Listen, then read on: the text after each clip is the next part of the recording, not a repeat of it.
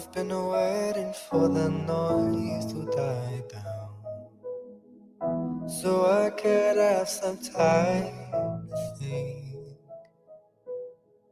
think back to when I wanted to be where I am now.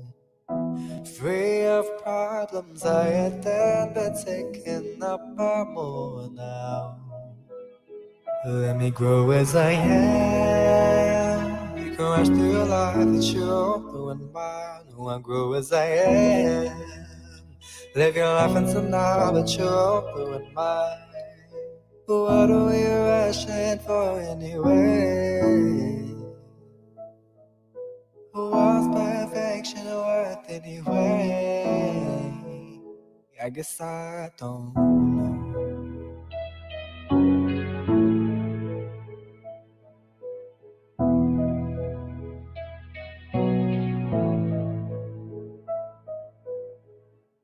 I've been writing my own songs and journal entries. Words always start that I wrote to try to fix me. I always seem to know exactly where to go.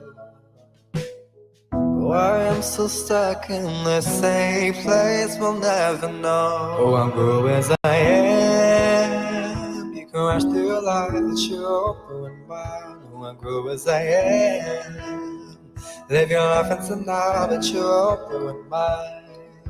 What are we rushing for anyway?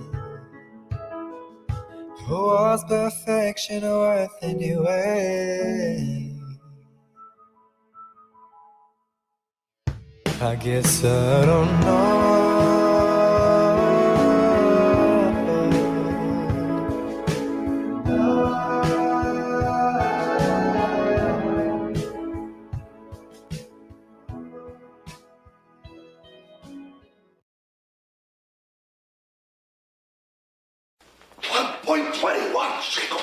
1.21 gigawatts. That is the name of my store. It's also the amount of electricity needed for time travel. And that's how you're going to feel when you step into my store. You're going to feel like you step back into 1985.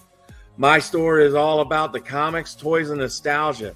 If you have that nostalgia itch that needs to be scratched, come to my store. It's on 601 North Main Street, Borger, Texas.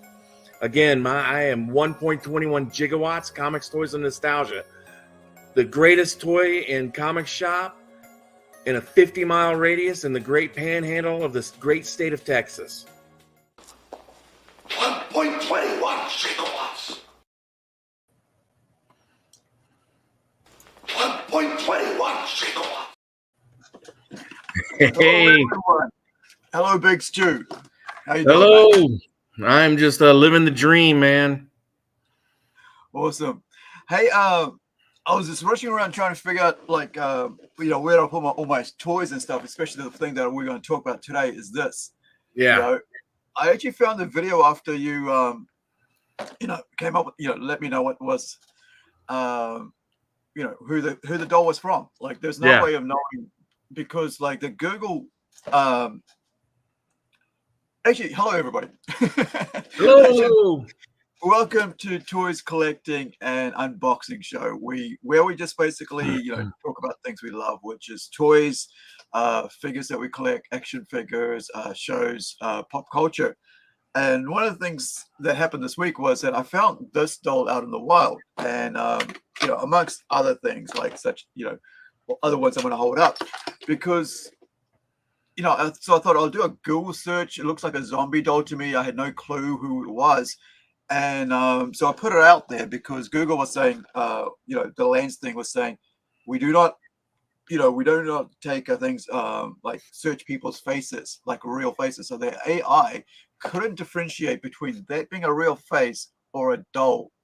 So you imagine what that's like if you're trying to, with an AI, they're supposed to know the difference between humans and, and fictional characters and so on, and figures as thinking it's a human.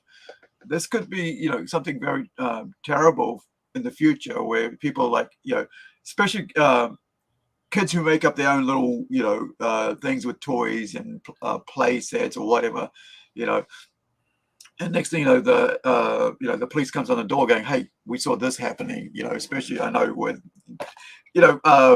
boys, you know, pull off the heads of their sisters' toys out of anger and frustration. Did you ever have that happen? I mean, I'm not sure. I'm not aware if you have, sisters or anything like that. But Yeah, I have I'm the youngest of my siblings. I right, had two older brothers and one older sister, right, and the one that was closest to me is 7 years older than me. So right. by the time I was playing with toys, they were kind of moving out of it. Yeah, But um, every once in a while, I'd find my GI Joes in compromising positions, sitting on the coffee table or something yeah, somewhere. So that's the kind of stuff that they did to me. They didn't really tear up any of my stuff. Or I did have two cousins that right. were a little younger than me that tore up some of my action figures and some of Yeah, my toys. They did a number on them, and every time I see them, I let them know about it. yeah, I'm still salty about it, I guess. But yeah. that I was mean, that was one of the things that we did. Um, but my older siblings, they never really hurt my toys very much. They never really did anything nasty like that. But my younger cousins really, and it was just through play. There was nothing yeah, malicious about it. It was just through play, but they didn't right. take care of it the way that I was taking care of it. Yeah. So And that was the big one. well, I was the same with my dad's model sets. I had no idea the value of it, the time he spent, anything, and I'd just take it outside and play with it. But he never Right. once advised me what was the value of it to him, why it was there. He just expected me to know everything, right? A kid out of water, basically, from another country, expecting to know his set of rules or his set of cultural experiences. And I think that's a lot of things what's going wrong in the world is a lot of people think you're expected to know other people's cultures, and you just take everybody on board, and you don't really understand that other people have different cultures and ways of doing things, Right. and it doesn't always mesh up well with what we value in the West and such. I mean, Well, I'm, I think on commenting on some of that, yeah, there's also an unsaid set of morals or values that people kind of understand regardless of where you're from. You yeah, know, um, Commenting on that, I had a couple come into the store today, and in my store, I have some really expensive stuff, yeah, sitting on the shelves, and everybody that comes in is very careful, very, they yeah, they look, they don't touch, they understand that there's some value to this. yeah, I had a lady come in today, and she was just touching everything, and like I'm sitting there, she has a $300 video game system yeah, that a retro system that I put back together and yeah, on the shelf, and she's like, "Where's the price tag on this?" And like just bundling it all up in her hand. I'm like ready to drop it, yeah, and I'm like, "Just let me handle that for you, and yeah, I'll tell you." And it was just there in I didn't when I was a kid, I was told, don't touch anything in a store, you yeah. know, and I You drop it, you bought it. That's right. that's a rule, right? If mom and dad will go, listen, if that thing drops and you break it, I have Mhm. to pay for it. So don't you dare, But right? but but that rule translated into going into somebody's house, Yeah, you know? Don't touch anything until you're invited to do yeah, so, and leave it the way you found it. yeah, And that's one of the things. And with my little cousins, I was always told, well, they're just toys. They're just yeah, toys. To you, they're yeah, just toys. To me, they're a little bit more important. There's something a yeah, little bit more value to me. So but anyway, it is yeah. the past. I love my cousins, love my brothers and sisters, and Yeah. Well, we had people who'd visit and would take toys from the house, like from my little brother's stuff. Like they'll just take it, and like now we don't even know some of the amazing Transformers toys that we had for him, that I bought Micro Machine toys for him and stuff like that. I don't know Right. where they are. I don't think he knows where they are because, there's bits and pieces we see around the house every now and then. We do cleanup, and stuff that I've brought back that I found there. And, and it just feels, kind of weird that somebody would just come and just take it with them. And, but then again, kids are kids, like, you kind of, but it's just the other thing is that I understand it's like a lot of parents don't teach their kids these manners anymore, and No. you see that out in the wild or how they behave, and that's and I'm not talking about kids with autism or health issues, mental health issues. I'm talking about regular kids who just Right. don't have any sort of like self-governance or respect for anybody else. I mean, I was watching talking about kids, talking about an adult. Like she kept touching the Queen's Guard, like the guy on the horse, and she Yeah, kept I getting saw told, that. yeah, and kept getting told over and over again. And a belligerent person as an adult, oh, I can do it. Oh, you're being rude to me. I can do it. Look, I can do it. That horse would go wild and slam that lady and also hurt the rider, and everybody around them if that horse got upset. And these Oh, people, yeah. It's a powerful animal. yeah, It's crazy. And I it amazes me that people just don't have common sense. I mean, this lady that the lady I was talking about. My Pee Wee Herman doll that I bought. That I got. Chevy, Right. yeah, I have it sitting at the entrance of my store, just sitting there. yeah, And I like it because it's a little conversation starter. Oh wow, there's a yeah, Pee Wee Herman thing. Nobody touches it. yeah. She pulled it off the shelf, pulled the string, and I'm like, lady, I would have just walked her out, dude. At that point, I would have just walked her out. And then here's the other thing, and this is a kind of a lesson. If you go into a store, if you go into a thrift shop or to a comic book store or anything like that, and there's a price that might be a little higher than you expected, Yeah, don't comment on it. yeah, If you want to comment on it, if you want to talk to me about, if you want to talk to me about, lowering the price or making a deal or something, yeah, that's fine. But yeah, don't ask me the price of something and then say, oh, that's too much money. I can get it for this everywhere yeah, else all day. That is yeah, rude. That is so rude. yeah, And I didn't. Her husband was cool, was yeah, very polite. She was not. yeah. And He I wasn't didn't house kick. trained, Yeah, I didn't right? kick him out because of that. The husband was nice. Yeah, But just like have some common sense, guys. yeah. If I Um, mean, in that case, because we come from collector, we appreciate what right. what we have, and we value physical stuff, right? Figures, toys, and everything like that, and we put a lot of effort in the collection of these things. I mean, I've gone out of my way to search for certain books and certain toys and stuff. I mean, even recently, I've been, I had 2 items get lost in the mail, and one just, it's been delivered, never seen it, chasing it up. It's still the post chasing it up because the guy probably came in and zapped and put it back in his pocket and went out. And it's a collector piece, right? And I don't, Yeah. it's only worth $16, but to me, a couple of hundred because it's part of my set. It's part, the Spawn collector DVD, so it's worth more to me than $16 because it's a collector. And I think, there can be like things that are like really cheap but have more value to it because of nostalgia and stuff like that. And people don't understand that out Yeah. here because it's a shame because I mean even like there's there's comics that are already no value to anybody, but to me I have it because it fills a hole and it's a part of history for me. And I Mhm. think a lot of people don't understand that side of thing, where it's actually something that's valuable to us. Right. Now, Stephen, good mate of ours, mate of mine, in the comic scene here said, boundaries and personal space in a toy shop is a must. And he's, it is because it's something you got to teach you right from the young at home, right? Right. So that your behavior is taught at home. It's not taught at school. It's not taught in the wild. It's taught at home, and respect for other people's values. and stuff. Yeah.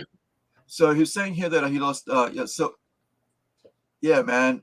And yeah, there was another one that got lost as well. And these, because we have like different, just like in America, we have different post people here. We have New Zealand Post, and is it FedEx for you guys? Your like government, So we have your, we have the United States Postal Service, obviously, and then we have FedEx, right, which is a private company, and then UPS is a private right, company as well. And they, I used to do a lot of shipping for the company I used to work for. With right. when they got done with their Kickstarter, I would do their Kickstarter stuff. Hmm. And we used all three of them. Depending on what was the cheapest that we could go for. Yeah. We found that international, it was cheaper to go with FedEx on a lot of international orders versus UPS or post office. And then DHL, we never used DHL. They were way too expensive. But Mhm. it was just it just all depended on where things were going, really, and that Right. we would just we would ship it in certain ways. Right. My biggest thing was when we would have to ship something internationally, and I was using, because you have to do all the papers, all the custom papers, Yeah. like that All is, this stuff. yeah.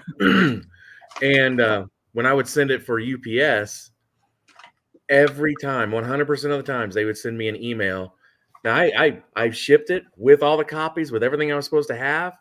100% of the times, I got an email needing the shipping numbers for those packages. Hmm. Every time. And I mean, it was astounding. It was, did this for 2 years, and every time I shipped something internationally with UPS, they lost the paperwork for some reason. And I even talked to them like, hey, the paperwork's on the box. It's literally on the box in Yeah. the house that you told me to put it into. Well, we have two here, which is New Zealand Post, which was your New Zealand, like just like your postal service, and then we have there's a private company, Aramex, that came in, and so I lost one over Christmas going to January with and then I lost another one with Aramex, and it's just like it's picked up and from the other side, right, and I'm getting annoyed because like this is the second one happened with me, and I'm like within a month, and I'm like I'm done with this. I'm just Yeah. and I'm like I'm just gonna buy local. I'm gonna buy at the shops, and and then ones that I haven't had trouble with, if it's directly from the store, right, that's been sent, I buy it online from that store, or I'm gonna go into store and buy it locally because Right. it's, especially this last piece was like it's gonna be part of a piece from another piece that I bought from somebody else, and it's like a bath, right? Build a figure, and hey, Splash Page. Splash Page is Hey. a huge collector. I'm not sure if he was here with us last time, but he's. I would love to actually have him on sometime with us Okay, man. because I think you two would get on like a house on fire. He's an American, like collecting for 50 years next year. Oh, wow. Wow. Yeah, That's so I think it'll be great to have him 2 on years more sometime. than me. Yeah, I'll have a chat with you. Hit me up on Facebook, Splash Page, or I'll send you an email or something like that, and we'll definitely set up a stream with you on it because would love. I've been meaning to go through your collection and stuff, so that'll be a great time. That'd be cool. That'd be cool. Yeah. Now, so let's hit the first things first, right? Okay. So, yeah, cool. That'll be awesome next month. Thank Cool. you. Now, let's get this out of the way, and then we'll go to some fun stuff. So, as I said, like Before we get to that, I want to. There's something I want to address about that's been some drama that's been going on YouTube that I came aware of. But after we look at your toy, I want to talk about it a little bit. Okay, cool. Yep. So I found a video of a young girl talking about this figure, and I thought that was pretty cool because I just, as soon as I found out that was it, and I just copy pasted, Armadillo doll, right? Star Wars, and that's how I got this young lady here on her the doll. I don't have a stand for her, so I'm just kind of propping her up against the box, sitting her down. With the box, we have the episode 1 Episode 1 and Star Wars logo. At the top, we have a picture of Natalie Portman as Queen Amidala.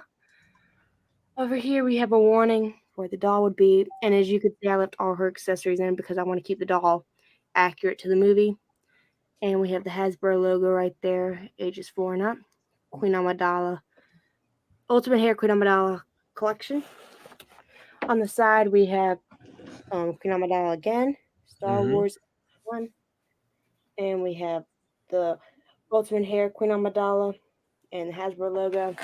What threw On me the off back, was we this have great once stuff more on the the face, Queen right? Amidala I thought Padme. Yeah, it looks like zombie looks like it was some paint or something, or In many ways, you could style her hair. you should be able to get it Oh. off with some Little alcohol. hairstyles that you can create. Okay. Create an actual picture of Sabe and the other Padme dolls, Hasbro logo, and the Star Wars fan club, Star Wars website, Hasbro website, and master points. And finally, on this side, we have the Hasbro logo, the name of the doll, Star Wars Episode 1, and Queen Amidala. And we Very do cool. have some instructions and stuff that came with it. We have this little booklet, Hasbro Toys and Game Guide. It has the ComTech chip and some of the figures you can get. You know, some of the 12-inch figures right here. Wow. So it's 1999. Yeah. Place vehicles and play sets. The Queen Amidala dolls. The original trilogy stuff. And just, I think, some little packs and stuff. And we also have instructions. I remember getting instructions like this for dolls. Showed you how to create some of the hairstyles. So now we're gonna get on to the doll.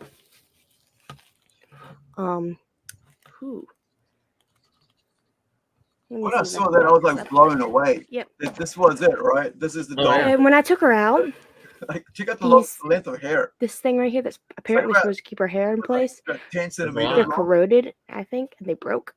So I just took string and I secured it so it is like Sabe's, because this one fell out and this one's about to.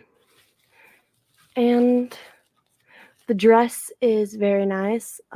It's kind of, I don't know what to say this is right here, kind of almost silky, and then we got like a velvet right here, and that's plastic. That's pretty. There's a lot of detail for that. And here, that thing, you know. her shoes, they're This just is when they, this is when they really put an effort in, especially with Hasbro, right? Yeah. the face. I would have had a nightmare trying to put the hair back into. And it kind of resembles a little bit I would of have been Keira dying. Knightley and Natalie Portman, but it is a doll. So Yeah. she does have her face paint on, and she has her headdress. Articulation, the doll can only move. She can move her head. She has basic doll articulation. She can make her arms move.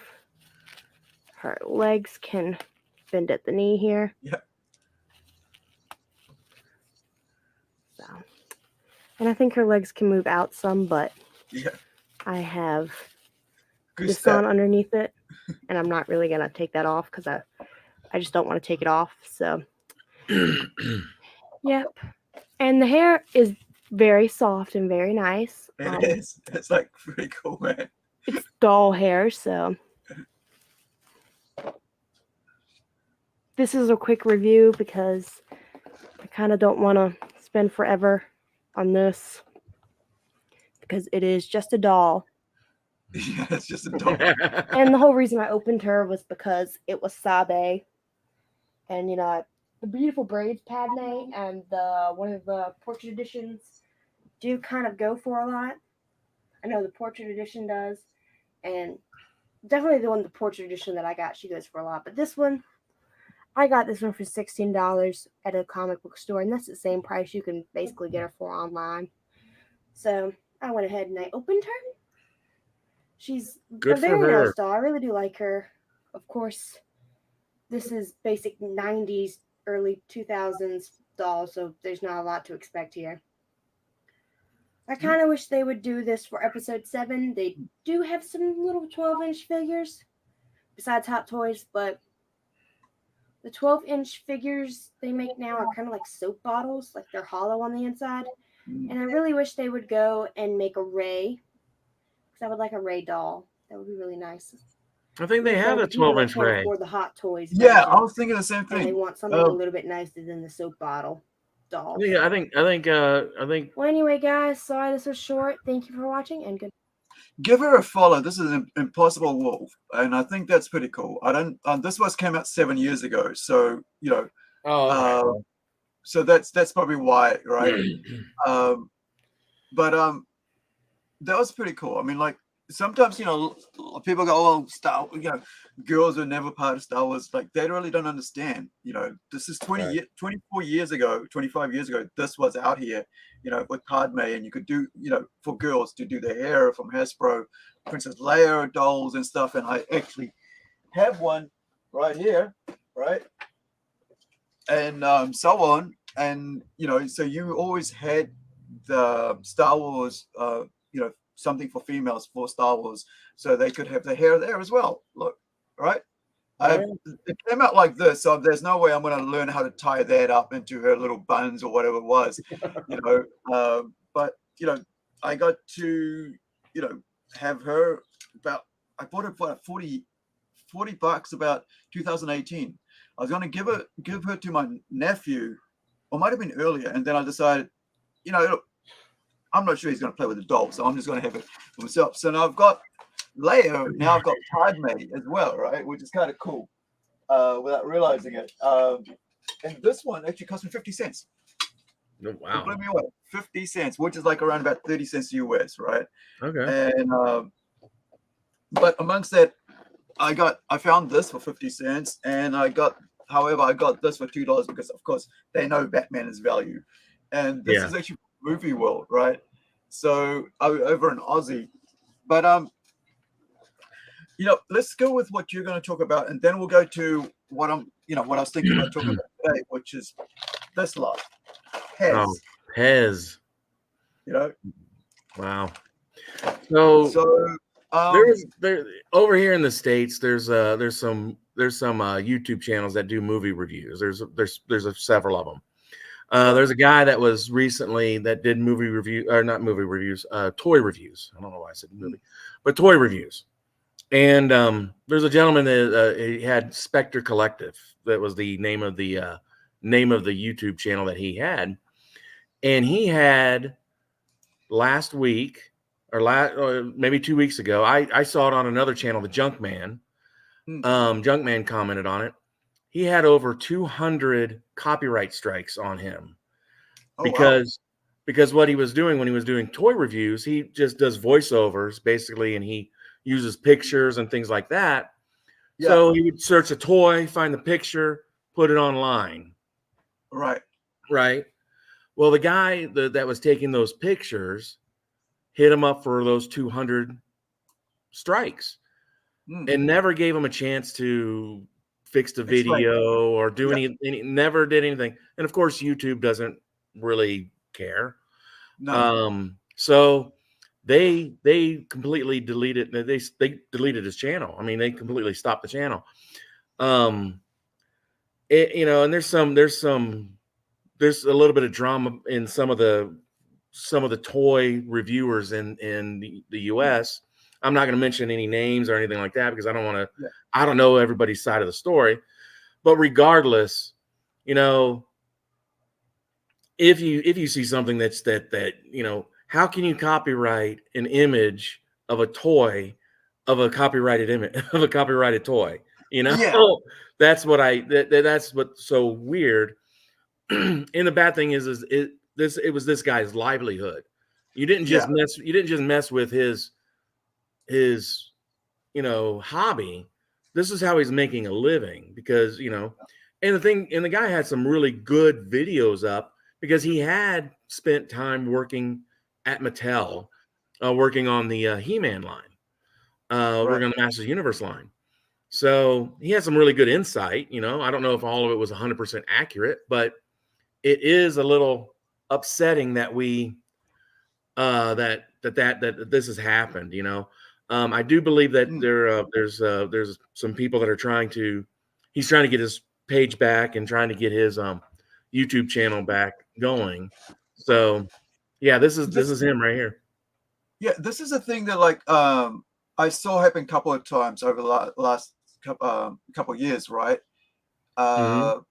With people striking channels, and that's something I've been really very careful about what we put up, in the sense of like, you know, images and stuff. I just go in and mess with my own images and create my own thing over it, especially for promo stuff. And sometimes I'll even take photos of my own, you know, stuff to do that. The thing is that a lot of people, when somebody gets big, you know, there's a bit of jealousy, and why am I not big? And there was that factor as well.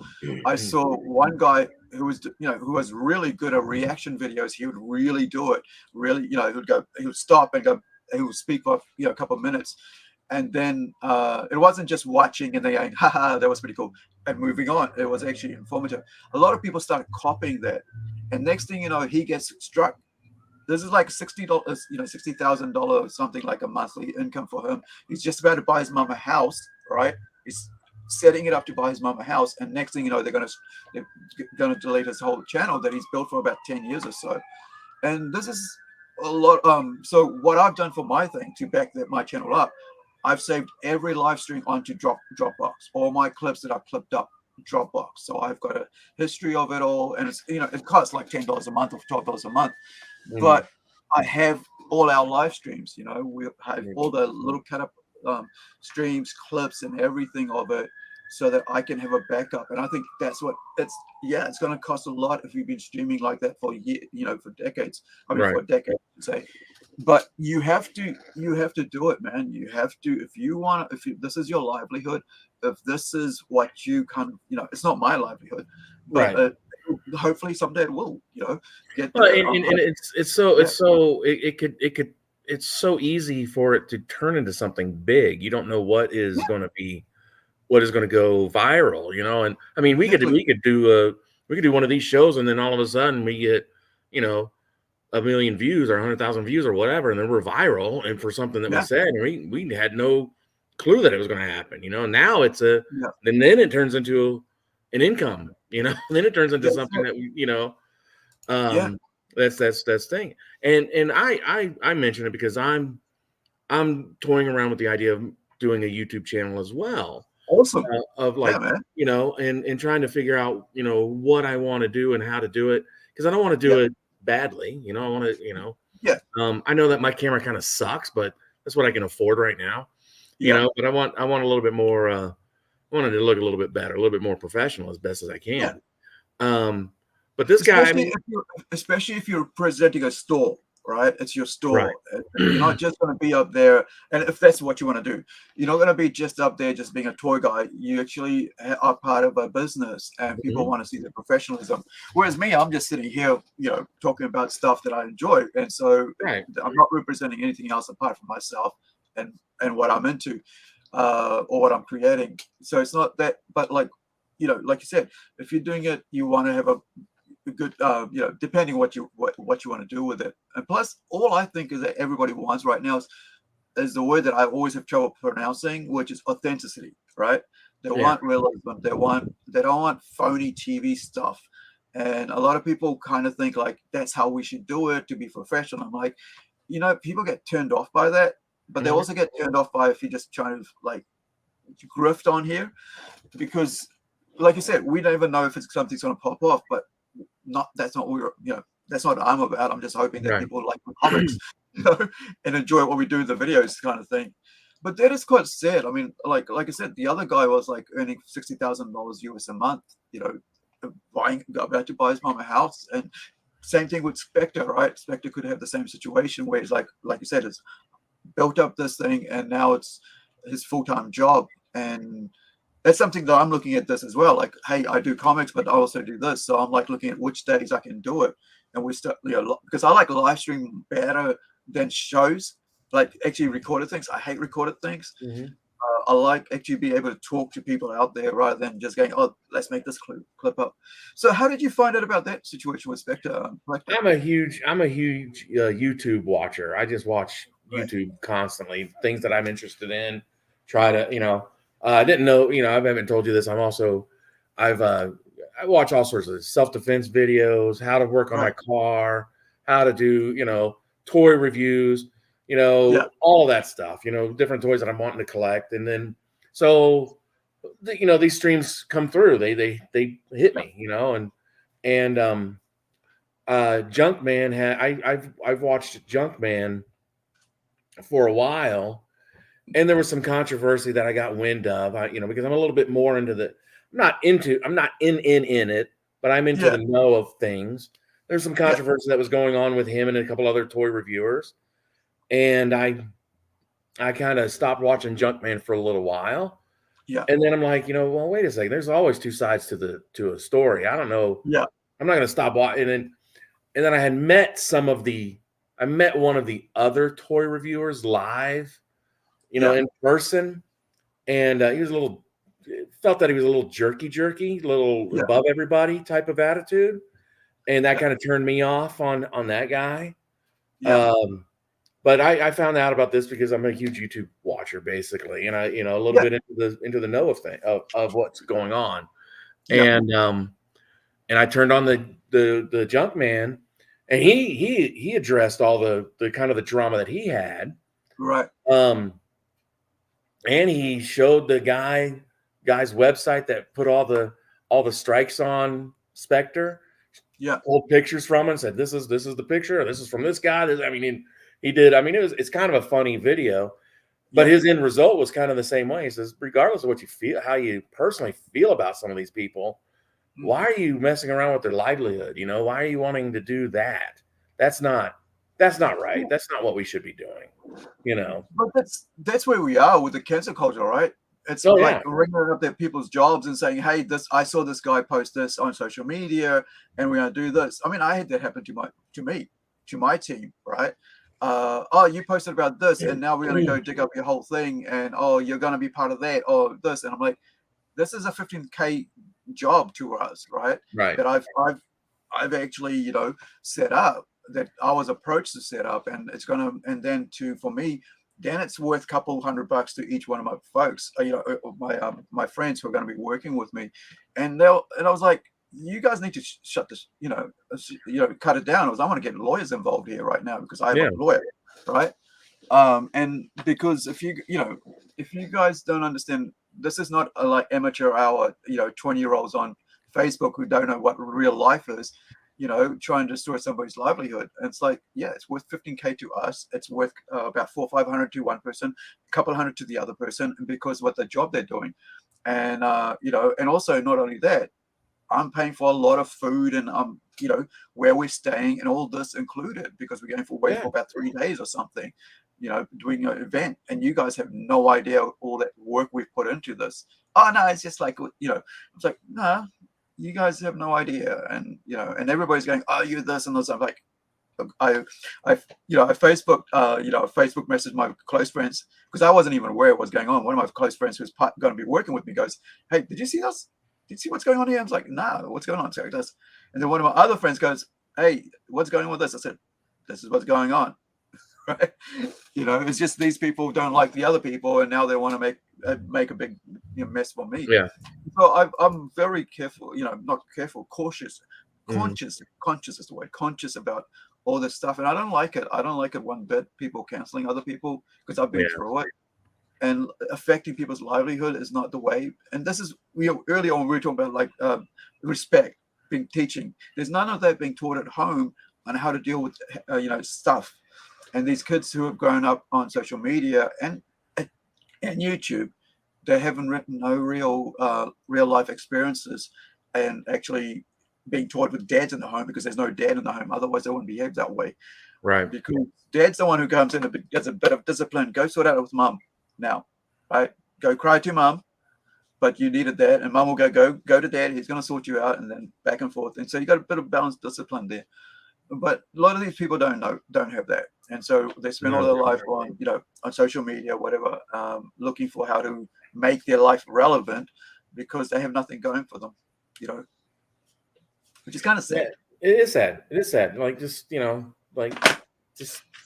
I don't. you know, I try to treat everybody as much respect as possible. Yeah. What they deserve, you know. I mean, you know, you earn the respect. You earn respect, you Yeah. know. I used to run around. I used to walk around, and you know, I think I've changed a little bit. I used to walk around like I don't give anybody respect until they earn it, Yeah. kind of a person. But now I've turned to like, no, I give them respect until they lose it. You That's know, the one. that's Yeah. what I need to do. You know, Yeah. I will do that. You know, but yeah, this is him, Mm. Spectre Creative. I don't know if they got it. They got it fixed on there or what, but you Yeah, know, it looks like it's back. And this is, this is the other part of the positive side of the social media as well. That like, oh you yeah, can have people who can help you get the word out, hit up, YouTube and say, hey, listen. And I've done this myself with other people where I've seen like, hey, why are you guys trying to cancel that guy's channel when I've watched it and I've seen there's nothing wrong with it, and he does a really good videos, and that's, and his commentary, he's not stealing anybody's thing. He's actually, but there are other people that do steal without actually giving what is it called, you know like giving like credit. we're talking about Spectre here, yeah, credit. And I think that's a lot of that's going on now, because it's like, people can just use other people's material without even giving credit. I saw because we're both into wrestling, right? So I saw a video from that was being used to comment about as part of somebody's like little clip, and the channel that it was used from goes, hey, I don't mind you guys using our clips, right? Because these are guys that actually go out there from professionally film these uh, indie channels. We don't mind, but give us credit, man. So that people will go back to come back to our channels. And that's something that I've done always, kind of like for us, when we put up, we show people's thing, put the name in there, because I'm conscious of giving back to people's stuff that I've used, because that helps make our what we do here very much more Right. lively and entertaining and more interesting. Like that young girl, right? Oh yeah. And her channel, like just that 6-minute video from about 7 years ago about this, gave me enough information to know that this, otherwise I'll be like, you know really, what else does she come with? So now I know that she comes with the hair clip. And so if I see this wild looking, clothing for this doll, and this maybe the boots, she's supposed to have black boots, I will know it's from her No. because of her video she made. And I think that's pretty cool. So part of me wants to keep the secret that that I just had this in my head and I just came to me and I like, oh yeah, that's what it is. No, I learned a long time ago that it's more important about how to find information than it is to keep the information in your head. Yeah. So for you, next time you pick up a toy like that and you go to Google's Lens and try to do it that way, don't do that. Go to eBay. Okay. Take a picture of it, go to eBay and search the picture on eBay. All right. Because then it'll pop up, and that's how I found out what it was. Okay. So talk about, like, I mean, I get, as you know, I get dolls all the time because it's just, I just, so I've been, I've got bags and bags of these things, because sometimes they come with clothes, sometimes they do not, Right. And so, but one of the things I found, as we move, before we get to X-Men 97, I found this week, and this had come right off, right? Yeah. So the left-hand door had come right off, and I was like, so all I saw was this part without the door, and I was looking and I was going, that's pretty cool. I'm going to take that. It was 50 cents. I was like, I'm going to take that. And I thought, let's have a look if there's anything else in here. Next thing you know, I'm looking through, I find the door, right?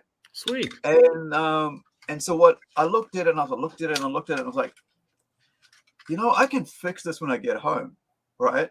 So because, and lo and behold, it took me about less than 5 minutes to pull it apart, three screws, and now I have a total, perfect car for 50 cents. Yeah. Right. That's the way to do it. This is now carry on. Now you got to fix the axle. The axle? on the. It looks like the wheels are loose. Yeah, one wheel. Yeah. Yeah, I just got to fix Yeah. that. I'm kind of not too bothered because most of the time I'm just like I just have a show. It But looks good. I think it's amazing. I'm jealous that you have that. Actually, it's a really cool car. it is. I looked it up on it's a 2017 Ford GT scale 124, and these are normally about $30, maybe about $30-40 in New Zealand. Right. Die cast, right? Nice. Heavy. It's very heavy, and it's from Welly, so it's not it's not a really light plastic thing. It's a very heavy thing, and so I looked at it. Like, look at that. The boot comes up, right? Oh, nice. Oops, there goes. That's the other door. So that needs to be fixed. Yeah, it's this little clip. Sorry, so you can. That's cool. So it's that little clip there, right? Yeah. That's why it falls off. So this is the one that little knob. Where are we? Yeah, I see it.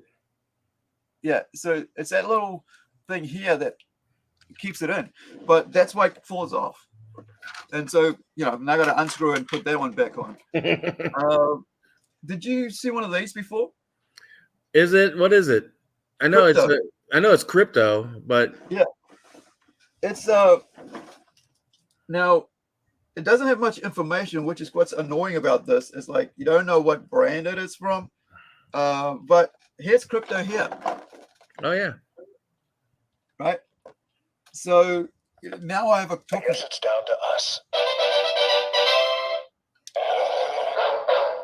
those mouth opens. That's cool. Clark Kent.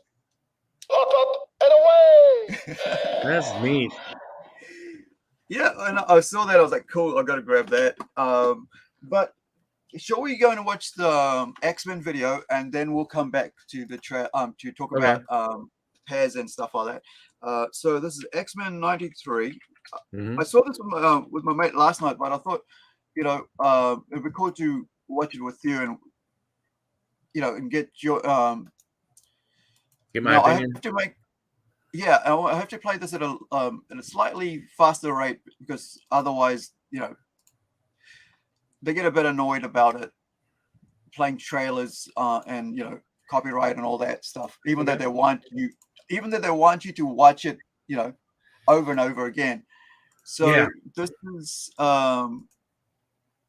it's kind of weird. They want you to watch it, but they don't want you to watch it while you're if you're on your channel and sharing with your audience. It was kind of weird. So I think I've got the volume down. Here we go. Watch the series finale of X-Men next Saturday morning. Check your local listings. I'm grateful to have the chance to say goodbye.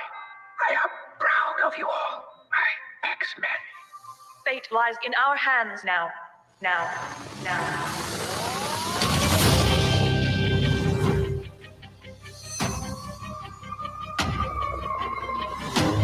We have to stay vigilant.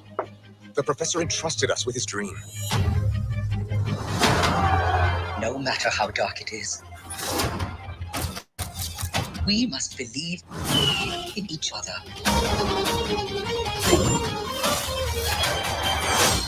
We get this done by working together as a team. Jeez, Bob, keep buzzing in my ear.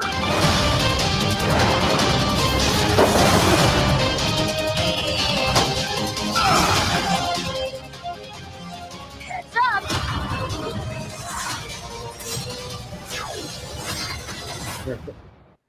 To me, my X-Men.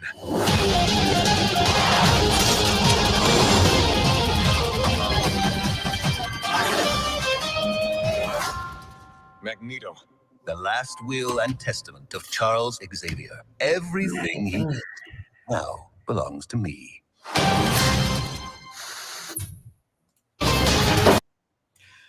So, so what do you think?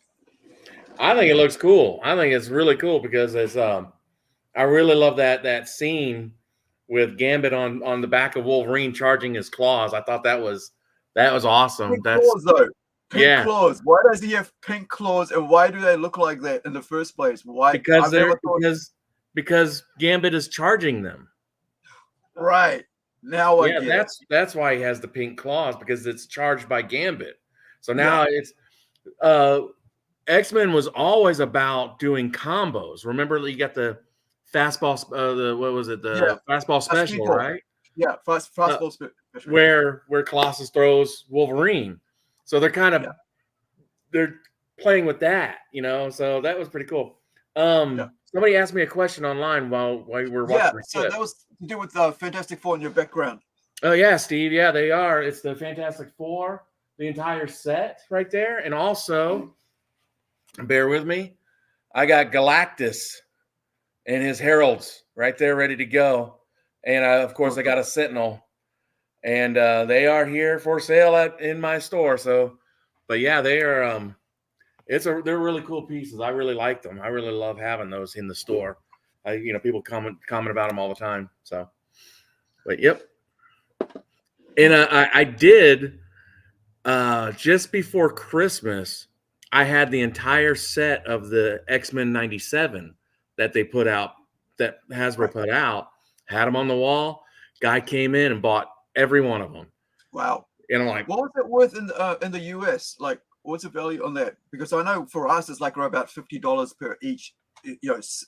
And I'm not sure if I've got one. Action figure market is extremely volatile right now. It's so terrible.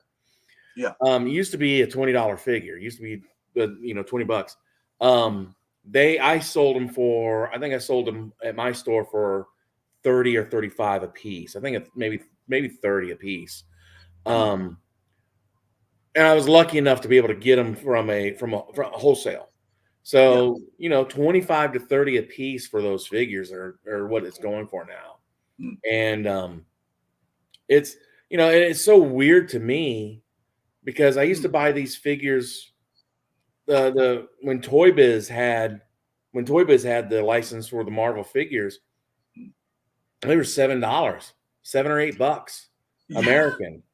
And it's like, and it doesn't seem it was that long ago to me, I mean, of course now it's approaching 20 years, but yeah, I mean, it's just crazy how much more expensive they are. Well, I mean, like when you're looking at these from 20 years ago, right? We're talking about 20 years ago. This is from 20 years ago, and this would be around about $20, right? As a set. And I've got the set up there unopened with the golden one. And now that's $50, right? That set, or might be $75, right? It could be $50 or it could be $75, right? And if it's an import, it's $150. Well, what's so funny to me is like when I was getting GI Joes in the '80s, a GI Joe cost about $3 on average. If I got one in the mall, if I had to go to the mall to get one, I had to spend $5 on it, right? And then, so that was 1984, 85, 86, 87, right? Jump to 2003, 2004, 2005. I go to the toy store, buy a 6-inch figure that's double the size, and pay $7 to $8 for those. Yeah. And so the inflation rate wasn't as steep. Yeah, it was a little bit more. It was twice the money that I was paying for a GI Joe, but the GI Joe was this big, where the Marvel Legends are this big, right? So I was getting bigger bang for my buck, out of the thing. I do not understand. Well, I guess I do understand. I don't appreciate the huge markup right now, and frankly, the fans are letting Hasbro know they don't appreciate it. Yeah. And when you got McFarlane that puts out a 7-inch figure and his baseline figures are right at $20, the whole thing. He does put out figures sometimes that are just overpriced, or he'll put out the deluxe figures, and he justifies the cost of that. Yeah. But and I can understand paying a larger price for Marvel Legends and Star Wars, because Hasbro has to pay a licensing fee for that. Yeah. But I don't understand why I'm getting such high prices for GI Joe figures.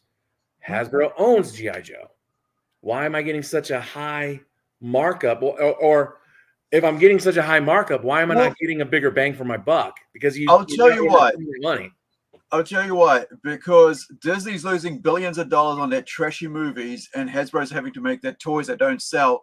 So Hasbro's saying, we got trashy Disney movies that we have to make toys for and license for, and the only way we can make them back, that money that's been lost, is by G.I. Joe. So we're going to scalp. We're going to punish our G.I. Joe fans that have supported us by making them pay more, so we can balance the books out with the Hasbro thing. And Spaceface's got a thing, something to say here, but I want to show you this thing. This is what I mean about how trashy what is doing to here. Like, so this is a $9 drop from a $49 figure in New Zealand of Indiana Jones Adventure Series, right? Salah, I'm not sure. I haven't watched the new movie, and I'm never going to watch it because it's, from what I've seen, they just trash it. But it's a $350 million movie that they backed into toys and stuff, and now the toys are as a 40% loss to the retailer to bring that friggin' toy in. Right? I mean, look at it. It's not even selling at $9, and that would be around about $5 US. And I tell you what, man, those figures, I don't care what anybody says, those figures are the best figures that came out in the last 2 years for a movie product. 100%. The only problem they did is they're not making any of the bad guys. We can't make Nazis because Nazis are bad. Yes, we all understand Nazis are bad. We're not stupid. But that figure is not being sold to 10-year-old little boys. No. That figure is being sold to 40-year-old men that watched the movie, that enjoyed the movie, and they were wanting figures like this for years. Now that we're getting them, you can't give us a bad guy that Indiana Jones can fight? Yeah. The Indiana Jones figure, hands down, for the price point, best figure on the market. I don't give a crud what anybody else tells you. I have good designs. I mean, like, I was going to buy this one because I thought Marion, I would love to have it Marion, but then I was like thinking, well, I don't like the movie, but I do like the figure. And did you like the original movie? Did you like the original movie, or did you? Oh, hell yeah! I love all of them. I even saw that last. What was the space one? The aliens one. I even enjoyed that. But so when and let me just get back to, so this is the toy market here, right? Wow. This is Dungeons and Dragons, same thing. Mm-hmm. I bought a couple of them the other day because I think I bought him and some other one because it was like $9. But this is down from $49, right? To $9. And so what else is there? So you've got the other figure here again. Yeah. This is what happens when you create bad movies, and how the downward flow of that. What else is there? So it's not only just that, it's the other figures as well. So there's and this is the bloatedness that's happening over here.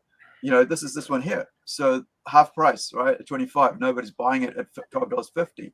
Yeah. DeLorean, Armorer. What else is there? So, you've got her now as well because of the, nobody's interested. Mm-hmm. This is a mobile figure or something like that, like a cable guy figure. And so that's down from about, I know what 40, you're talking about, 29. It's all these little things. Like here, you've got this Marvel Legends character, and this is going to lead into what Splash Page just said before. So here. So he's saying, like, it's getting crazy on the toy prices. The Marvel Selects are $30 now. That's US $30. So yeah, I think that's around about $60-$70 New Zealand, right, for us. Yeah. So do you want to see one of the Indiana Jones figures? I have the whole. Yeah, let's check it out. I have the whole collection. Give me 1 second. I don't have the whole collection. I'm still waiting on that last wave to go down in price so I could buy it for myself. But give me one moment. Yeah. While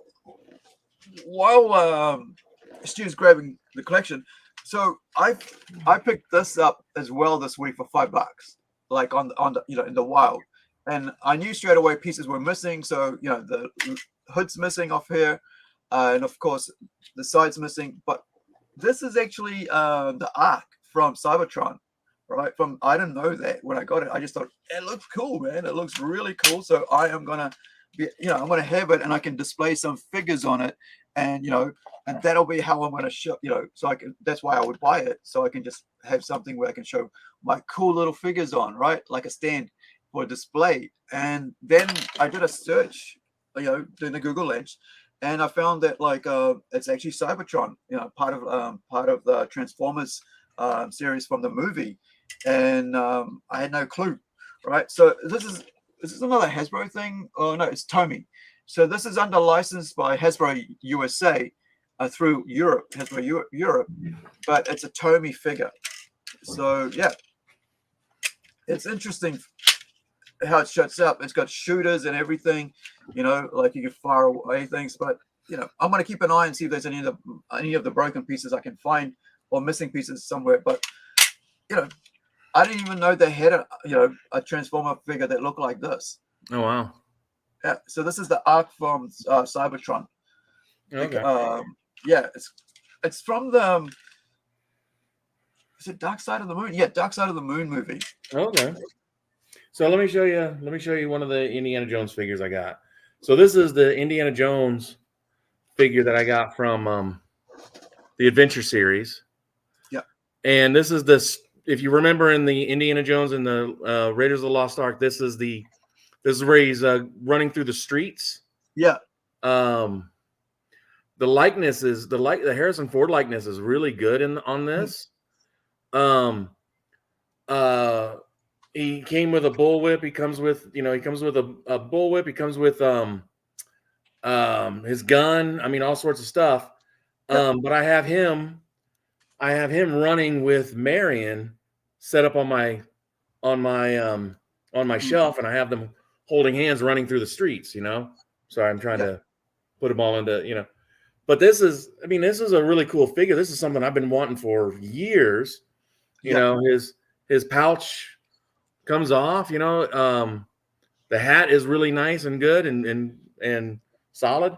And then the other one I got the one from the classic look. Now this was the first one that they put out. Indiana Jones from Raiders of the Lost Ark. Yeah.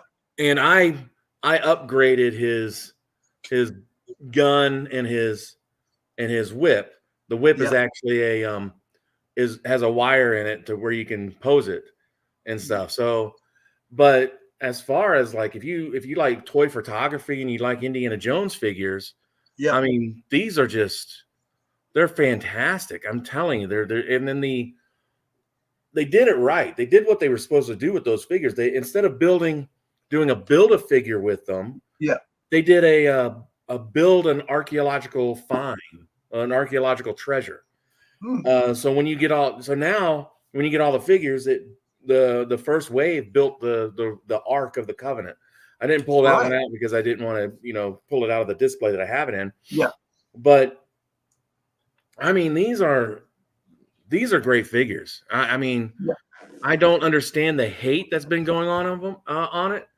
I think the hate is from the cost, but also the fact the movie was so bad. It ruined people's trust.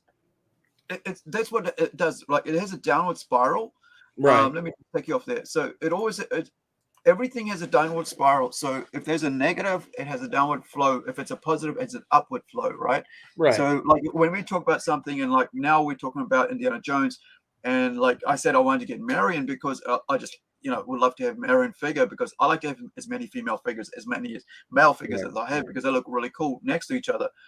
Now, what happens is that when you put out something that's pisses off the community, they're going to get upset by it, and then that has a downward flow to go, oh, I'm not even going to spend money on there, because that's just going to go back to Disney, who I don't like, and stuff. And that's normal behavior, and it's just human nature. And especially now when we find out what's going on with Disney and their political movement they made about 3 years ago, 4 years ago now, and into just being a racist towards white people. And it's being exposed now with Bob Iger and stuff, and it's just clear. It's so clear now. Well, the Gina Carano and Elon Musk funding the lawsuit, and that's going to start to. That's only one part of it. The other part of it, there's a case action suit against the racism. That's going to be like somebody, the lawyers on more legal minded people. I think it was Legal Mindset said this could be a class action suit for anybody who's ever been let go or been told they couldn't work because they were the wrong color, because I mean, I've never kind of like decided not to support Disney a couple of years back, right? And that kind of like has a downward flow with me. He's like, do I want to go and spend buy these figures at the top price, or do I just wait till clearance? But also I do want to go support my local store, right? Because I want them to be able to employ the people at my local store. So every time I go in, even this week, right, there was nothing I wanted, but my friend was buying something, and because he was buying something, there was 2 cups on special. So instead of paying $30 for 2 cups, you could get for $15. So there was a Gwenpool and there was a Miles Morales set. And I said, hey, you know what? I'll put I didn't really need it. I got no space for cups. I've got enough cups, right? And I just said, hey, if you buy it, I'll buy the other one, right? Because at least that way you got a brand new cup. And he's always, people always steal his cup at his house because he lives, there's other people living with him and stuff in his own home.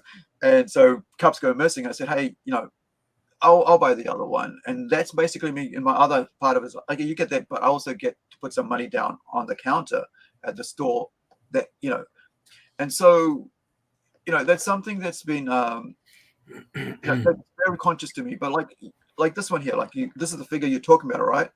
With the wire. That's the Temple of Doom one. But yeah, that's a great figure. And no matter what you think of the new movie, you still have the original 3 to go back and watch. That's it. They're still there. Yeah, and that's the other way of looking at it. And you're right. The biggest complaint that I've heard, talking about that toy reviewer that was a little looking at me at the bottom of my nose, at the bottom of his nose, that toy reviewer is a huge Indiana Jones fan. And he hates these figures. And I'm like, why do you hate these figures? They're fantastic. They're great. Oh, the play pattern is off. I can't, And I'm like, and nothing but guys in suits. I'm like, yeah, but we don't get any guys in suits anymore. We don't get those guys, in action figure form. And, it's really hard to do. If you wanted to make a custom James Bond, you can go and now buy an Indiana Jones figure of a guy in a suit and make a James Bond figure if you needed to, or if you wanted to. I have that. I have him. I have all of them except for the last wave. So this is this is where do I jump off from? So this thing here, right, is what I was looking at the jaw from the other. This is like the treasure thing you're talking about that builds up the Ark of the Covenant. Yep. Those are the parts that come with that figure. And you put it together, and it makes the Ark of the Covenant. There you go. So that's the other part, right? That's a miniature thing. That's only about this. It's only about that big. What that is? That's the cup that he had that they forced the drink down on him. But if you keep scrolling over a little bit, I think I'll show you. You'll see what the part is. And he gets stones. He gets the stones from the Temple of Doom. Yeah. 3 of them glow, 3 of them, so you can interchange the glowing ones with the regular stones. Yeah. And then it has the one with the 3 lines. Yep. And then it comes with Kalima. Yeah, Kalima. It comes with the artifact is the skull that all the stones were set in the movie. So this thing here, right? Yeah. That's the Build-A-Fig. That's the Build-A-Treasure, Build-A-Artifact. It was a great idea. It was. I think it was in.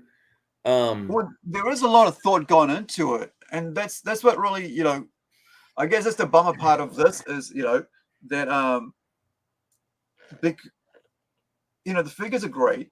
However, the negative thing around that is just, you know, kind of sucked the life force out of it. Mm-hmm. And I think that's that sucks about this. So this one here, so there's the arc there, right? Mm-hmm. So why don't they have a picture of the arc?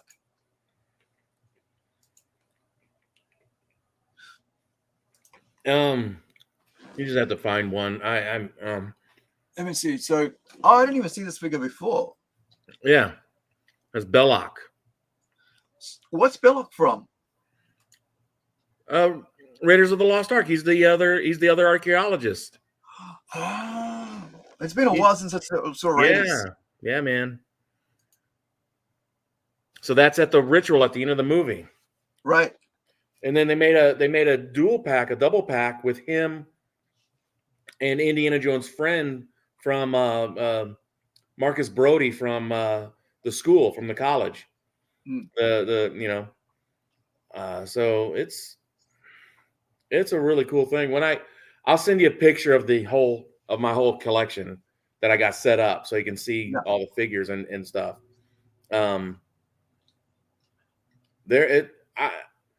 I just don't like the hate that's presented onto the figure. Everybody likes their jam. Everybody likes their own thing. And waiting for an Indiana Jones on a motorbike. I need a horse. I need a 1/12 scale horse. That's what I'd want. But the Indiana Jones figures are just so good. Wouldn't a Barbie horse do? A Barbie horse probably would, but the Lord of the Rings horses, I think, are the ones that I'm been looking at, trying to get one. They do make a 1/12 scale horse, newer one, but they're a lot of money. They're ridiculous, like how expensive they are sometimes.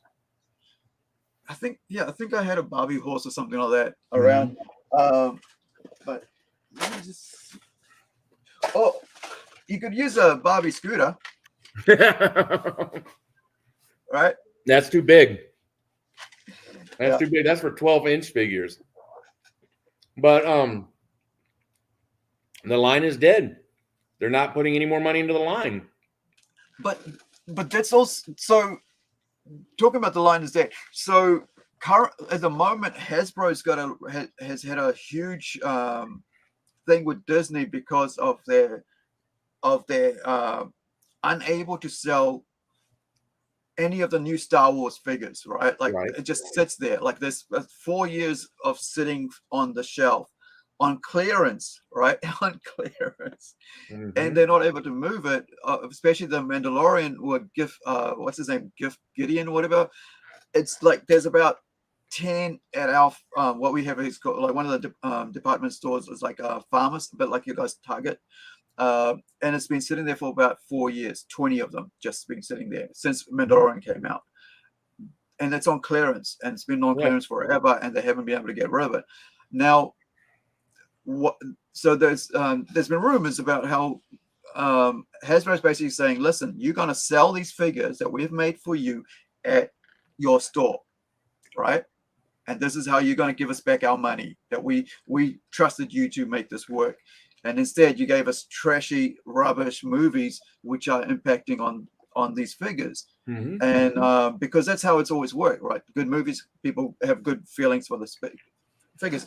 And like you said, these figures are great in Indiana Jones, and they've done real good work on them. And this is no fault of Hasbro on these figures being that good.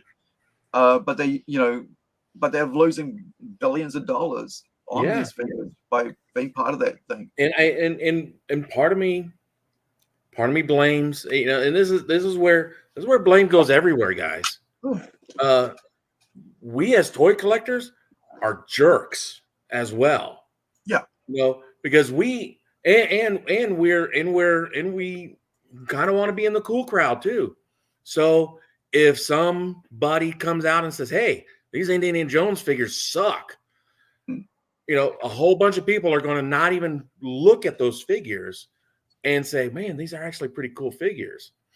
And let me ask, I don't know who's watching right now, but who sits down and opens these figures up, any figure that you get, any toy, any action figure that you get, and sit down and play with it more after you've opened it, after that first 2 hours that you opened it, right? Yeah. After that time that you've messed around with it, right? How often do you go back to that toy and play with it? Me, Every now and then. Every now and then. Very few. Like usually I have these figures in front of me all the time. Like there's always like it's a mess here. There's always figures in front of you. But what I'm saying is when you buy something like Indiana Jones figure, a Marvel Legends figure, a G.I. Joe figure, you take it out of the package, you play with it for about 2 hours, take some pictures or whatever, and then it goes onto the shelf, it goes into storage, and you may not touch that figure for a year. Yeah. You may touch it every month. But so when we do this and we're like, oh, well, my play pattern on Indiana Jones just this doesn't match my play pattern. Are you really playing that much? As a 40-something-year-old guy, are you really playing that much with these figures? I mean, I tinker with them. I understand. Yeah, I see sometimes, but not to the level you did when you were 10. No. Not to the level you were when you were 12. Nowhere near it. It's more valuable to you to look on it like, man, that is a cool looking figure. I made the him stealing the idol in the opening scene. I mean, oh, wow, that's pretty cool. I can do, and I'm allowed to reenact it if I ever want to go back to it. Yeah. So, needless to say, us as collectors are kind of jerks. We browbeat. We kind of inadvertently browbeat other people into oh, you shouldn't collect that. And then on the other part is Disney and movie makers are making crap movies, trying to capitalize on nostalgia, but not doing the right mix. Yeah. I literally had a half an hour conversation with a friend of mine yesterday about the last Indiana Jones movie. I watched it. I enjoyed parts of that movie. I enjoyed that movie better than I did the fourth one. I like number 5 better than the fourth one. But there has to be, and I'm using a South Park term, member berries. There has to be a certain, on these nostalgic properties, there has to be a certain amount of member berries sprinkled in to make us feel good. Right? They had a great opportunity to bring back Short Round into this last year because they were wanting to make a new adventurer. Yeah. Bring back Short Round. Bring back Willie Scott. Have the story of Short Round and Willie Scott. Willie Scott adopted Short Round after their adventure in the Temple of Doom. And that's where he's been. And he's so enamored because we saw that in the first movie, so enamored with Indiana Jones, right? That he now is an adventurer. Yeah. And instead of having the fedora, he has the Yankees ball cap, right? That would have been a good transition over to the new guy where they were trying to, but instead they're trying to force people that we never knew, never were introduced to until that last time. Yeah, No Time for Love, Dr. Jones, Steve. Yeah, Steve, that's exactly right. But that's what I'm saying is there needs to be a sprinkling of member berries. Why did Ghostbusters Afterlife work so well? You didn't like it? They brought back the even in ghost form, right? They brought those people back, but then you had the car was there, and it moved so well, right? It moved so well. It was just enough. It was the just story enough. was good. Just enough good story and new stuff. Yeah. But new stuff that looked familiar. Yeah. That's why The Force Awakens worked. Yeah.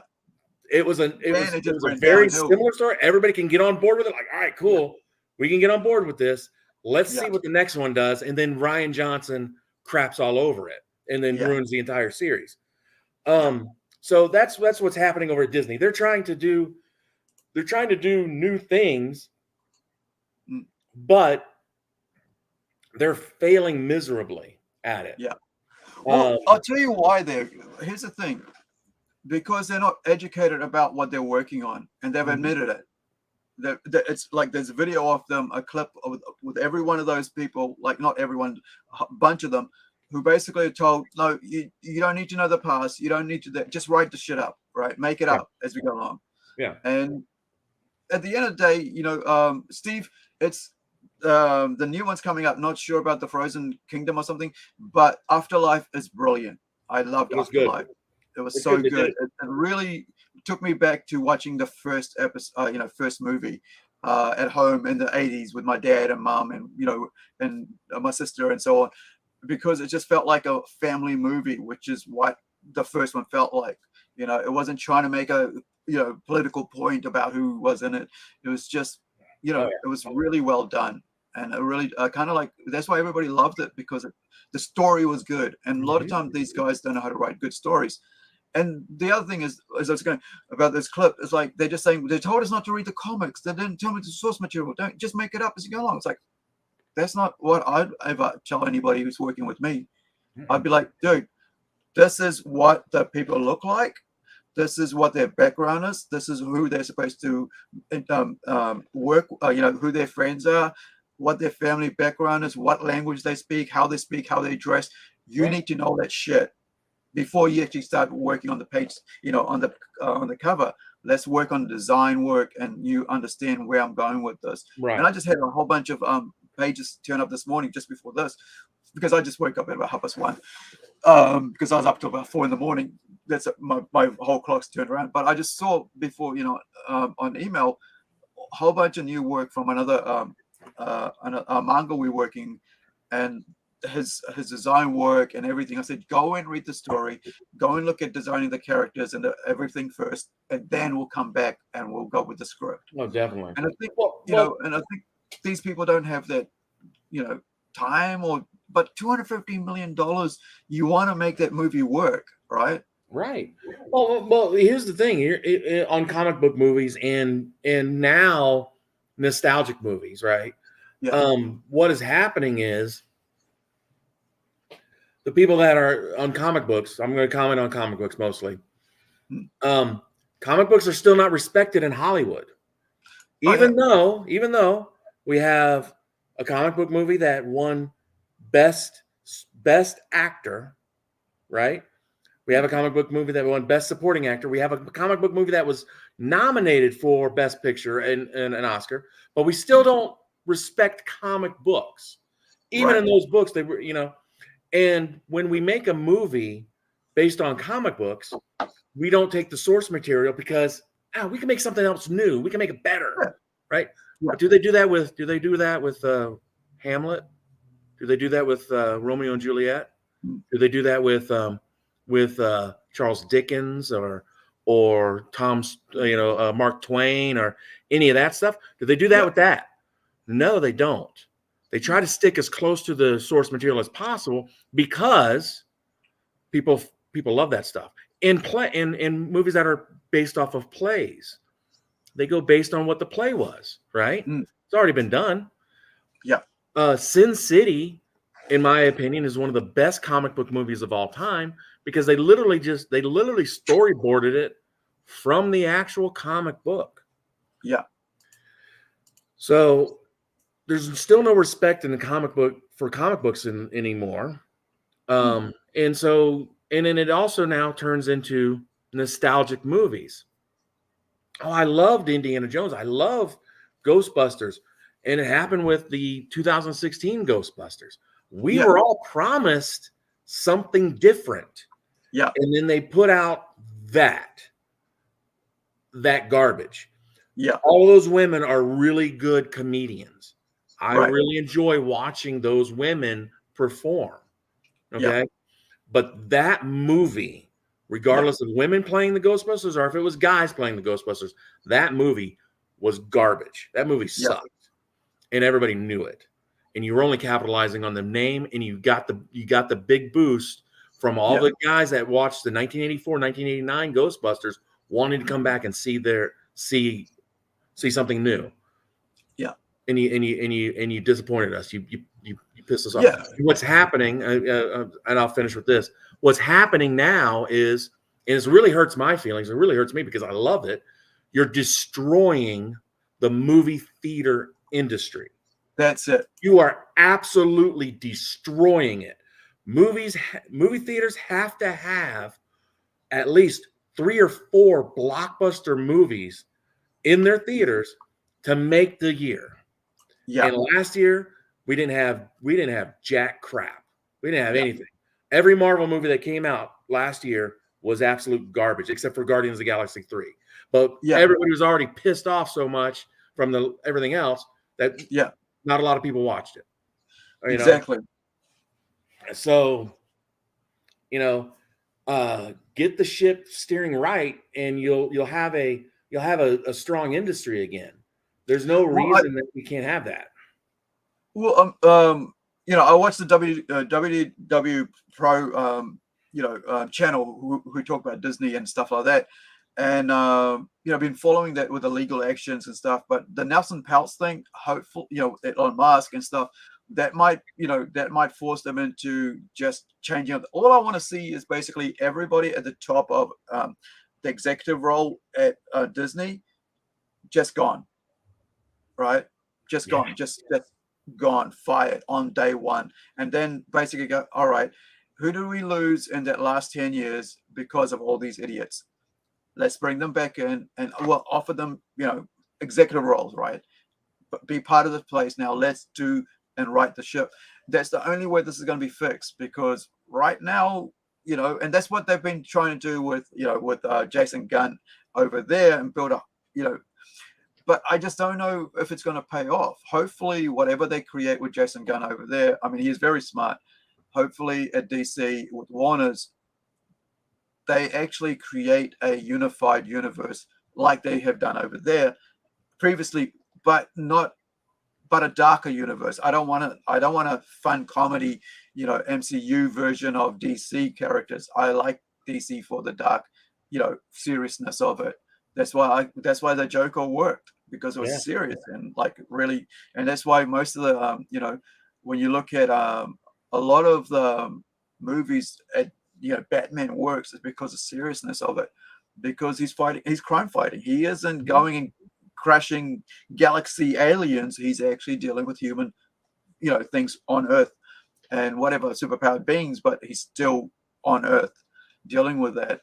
And I think that's the difference between the two that I like, is that they can, MCU can be fun and all that, but here I want a bit of serious, because you don't want to be the copy of the other person. You don't want to do that. It's rubbish. And I don't want to go. I go to the superhero movies. I go watch those comic book movies because I want to watch my comic book heroes that I grew up reading about in live action form. It's really exciting. It's really fun. But then we turned it into an action comedy now. Now it's a comedy. Now we're doing Batman, Tim Burton Batman wasn't a comedy.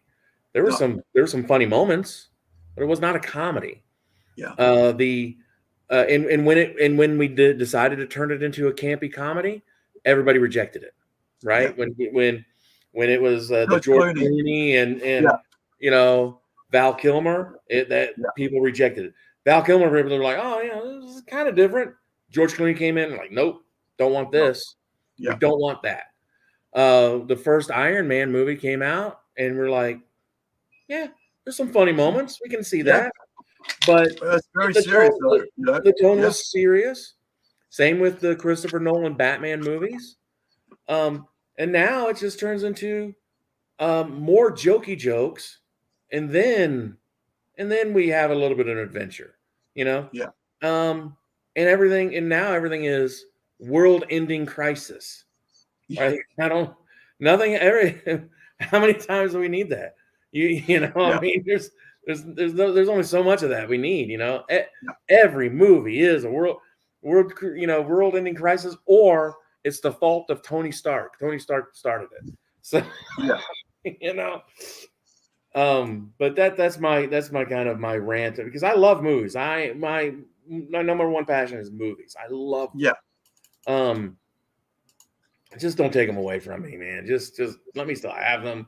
Let me still go over to the theater and watch them in the big screen with the good sound and the crappy popcorn and the the overpriced soda. That's fine. That's what I pay for. That's why I gladly pay it so I can watch it in the movie theater and experience it with somebody I've never met.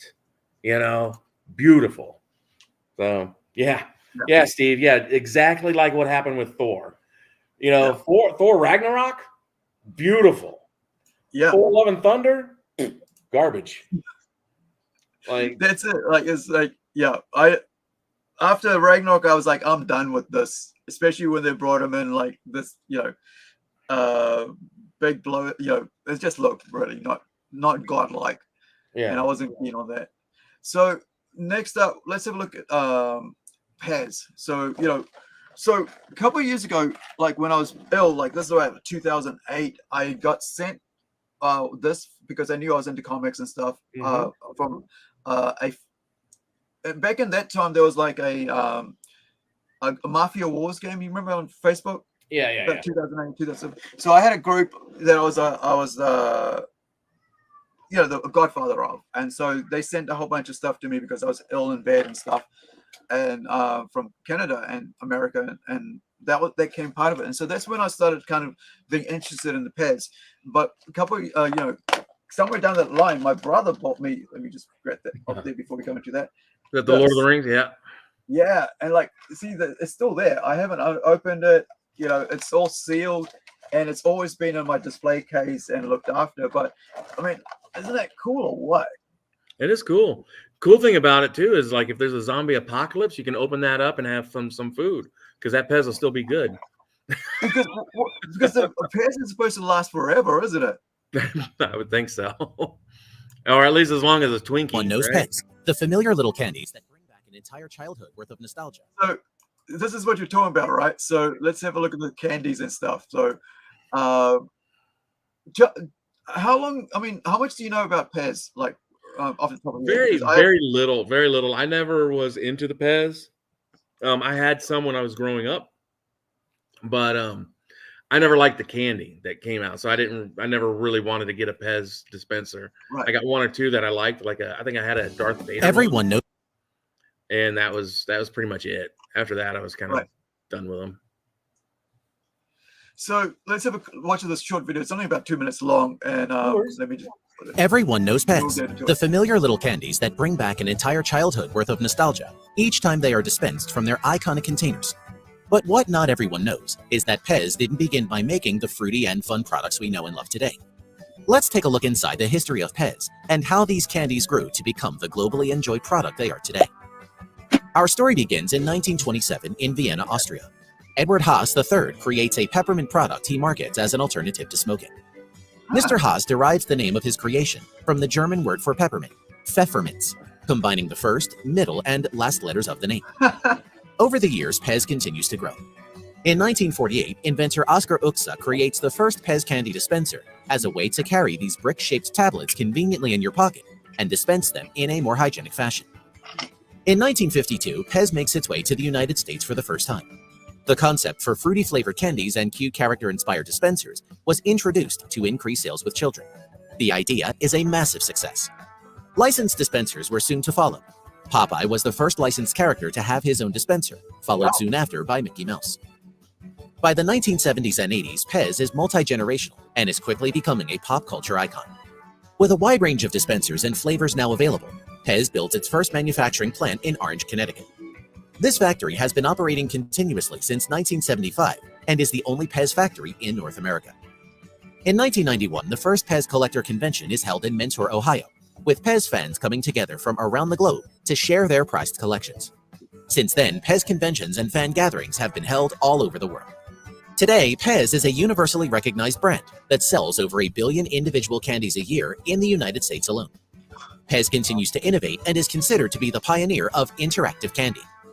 Guests can come see and experience the Pez brand in person. We have over 4,000 square feet dedicated to all things Pez. See the largest, most comprehensive collection of Pez memorabilia on public display in the world, including the Pez-themed motorcycle, the world's largest Pez dispenser, viewing windows into our production area, historical timeline, and fun interactive games. Come learn about the brand that has been inspiring and innovating since 1927. So that's put up from Paz Kennedy, Kennedy USA, but it's weird. Like it's only got like that was from 3 years ago. So interesting. My parents were impressed when I researched the history of Pez. This is sweet history. How is it possible to make a clip without a dispenser in action? Now, like I said, I've had this for ages. I probably had around a decade, maybe just over a decade. And, and like before, when I was showing you, Steve was calling out this is another gift that my brother bought me, right? Yeah. He knows what I love, and so he always gets this one, big thing, or even at birthday or Christmas that I get from him, and that's part of that other one that he's able to get. With my family, I tell them I don't care how much it costs, as long as what I love, and so they know what what I'm into. Let's get some unboxing done. Do you have anything for us today, or shall I kick off? I'm gonna save what I had for more of a Halloween thing. I got something, but I showed the Indiana Jones figures. I think that'll suffice for me. Okay. I'm gonna just grab something because I just realized I don't want to open this. Okay. Yeah, I don't know cool. why, but I just feel like that should stay that way because I've opened the other ones of that set.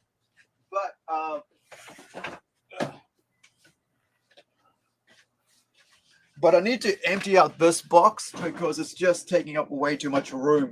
So what I'll do, and is I have a gold label, and I have actually let's go with Batman today. No worries. Never go wrong with Batman. Exactly. Unless you're Joel Schumacher. Yeah. So. And that was, what was that one? There was a Val Kilmer, or was it? There was Val Kilmer and George Clooney. Yeah. The guy that directed St. Elmo's Fire, one of the best movies ever. Yeah, that was one of the worst movies ever. Yeah. So this Build-A-Figure for this one is Bane, and there we go. And you get Bane's fists and you get his head. But I don't have the other one, so I'm not too worried about it. But this is from a story I haven't read yet, which is Last Night on Earth. Right. So it's kind of it's got a really cool figure. I mean, the figure's really cool, right? Yeah. Dwayne and everything. I don't understand. I'm supposed to read the story. I've got it on my list to read, but I just haven't got around to it. So let's have a look at this. You can't go wrong with McFarlane toys, but some of them, do like copies of that stuff. Mm-hmm. Like they take the same figure and they paint it differently, and then now they sell it again to you, as a higher cost or something. It's not, and that's kind of like leaves a bad taste in the McFarlane fans. Trust me, I'm a G.I. Joe fan. I understand the pain. Lots of repaints. So of course you get the card, and you've got the stand on there, which I always say I love stands. Please always do stands with figures. So these are the look at the fist on this thing. That's all Bane's fist. But look at his head. It's like his head is smaller than his fist. It's crazy. But also you get the bat, or what is it called? Truncheon, right? Oh, that's a nightstick. It's yeah. And there's a nightstick in the US, but in England they call it truncheon. Oh, okay. Yeah, trunch somebody with it. I mean, well, police came from the US first. I mean, UK first. So yeah, whack people over the head with them. Crowd control. So that's pretty cool. I mean, I think open that first. So it's this really, for your bang for your buck, this is a really cool, set, because what I like next about this is this head, right? The Joker cool. head. So the question then is this one of the Joker heads from another one of the figures, or is it one just made for that? you know. And I have no problem with like recycling other figures as long as if it's a bit, you do the paint job a bit different, something to make it unique, which this is, like putting the head into a lamp, and it's so cool, or not a lamp, it's just a case, right, to carry it around because he's still somehow alive or something. I don't know what the story is. Like I said, I haven't seen it yet, or read it yet, I should say. But I mean, this was supposed to be a good story, from what I understand from not Zack Snyder, or Steve might know. Steve, what's the last Night on Earth Batman story from? And I mean, who wrote that? Because he's a comic guy. So this is such a solid figure straight away. Right to this. So look at that. The design on this is amazing. So what I'm going to do, I'm just going to go a bit higher, solo on this, and you can give me your remarks on this. But look at that. Look at the look on that face. Oh yeah. So much detail, man. Like the jawline. It's just so good. I love the detail on the cowl. Yeah. And it's good. And then the straps for the you look at even the holes, like that's right. It was Scott Snyder. Thanks, Steve. Yeah, so but oh man, like, so you got the first, the one thing here is that because you've got all the extras, you don't have like, usually you have like the extra hands and stuff like that. Right. But on this you don't. So now let me see the photo. So this has got to go. I just noticed, like, I was going, why can't I fit this in here? But this is for the lamp, right? So he's carrying the lamp in his right hand, right? And then he carry the truncheon going in his left hand. So that way, it's in the right. I had almost got it in there backwards. There we go. All right. So you got that, and then fiddly, get that one here. On here. There we go. So you got the truncheon, or the nightstick. You got him there, and let's make sure that it stands. I don't want to stand there properly, but desk. Yep. So, but I'm going to leave. Like, actually, I'll just show the first one. One of the first in that head. So the builder figure, is, as we said, like, it's from Bane. And so this is the detail for the Bane. Oh, hold on. Let me see if I can get this right. No, it just doesn't want to do that. It looks pretty cool. It looks like a Spawn's head for That's what I was going to say. It looks like Spawn, right? Yeah. So much detail on that. So, and then you look at the fist, right? The sizing of the fist compared to the head. Oh yeah. It's just so, and the details on this is really good as well. I mean, I guess if once it's attached to the rest of the body, it's going to be quite huge. But so I think, if you're a fan, you definitely want this, because look at the size of just the fist, right? Compared to the head, but actually look at the size of the fist compared to Batman. So it's for me, it's a I'm glad I bought this figure. It's really cool. It's part of a classic, as Steve said. It's from Scott Snyder. Yeah, Scott Snyder, and that's his basically what's kept him going forever, is the figure designs and the work he puts into them with his team, right? The creators in there, and his work on it, and that's what saved him from going under so many times. I mean, I remember somebody said like he lost $1 million and was about, basically went bankrupt and came back again.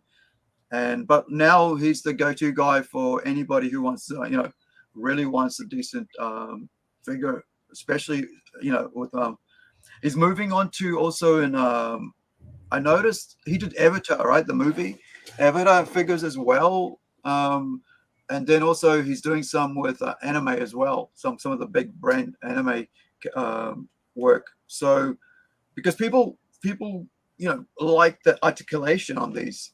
Is it like 21, 22? Yeah, 22 moving parts, right? So that's pretty massive. You've got the elbow, you got the shoulder, you got the hand, the wrist, and it's just such a. Let me just see this. It's a bit stiff. Yeah, you got so much movement here, and these are great figures. I mean, like seriously, now were they going to get rid of the pins, or was it that they were talking That's about Hasbro. pins? Hasbro's doing pinless, right? And those are Mattel.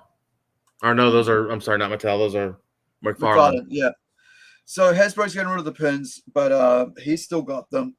And because like Hasbro, this is a Hasbro, so this is the pins and the Hasbros before like 20 years ago. I don't think I've got anything new that's part of that, but here's the pinless, right? There's a figure from pinless, and I think this is Nesco or something. Can I see the Can I see the figure? Yeah, it's the that's a Diamond Select. Right. Yeah, so that would be the same as these guys, right? That is, I think that's Marvel Select.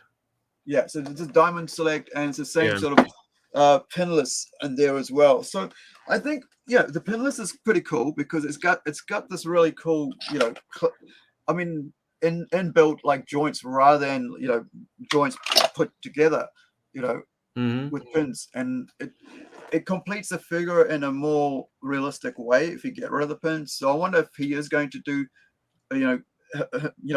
Tried himself will get rid of pins as well in the future. Or but the other thing is that creating that part again is going to could be another cost to it because he's done so many with the pins.